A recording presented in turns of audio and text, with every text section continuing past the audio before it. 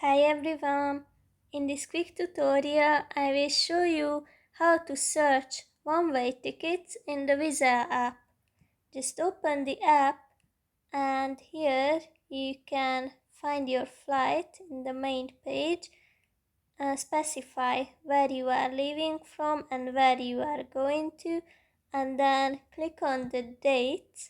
And if you would like to have a one-way ticket, then you will have to click on this button under the dates, this one-way button, and now you can easily search flights.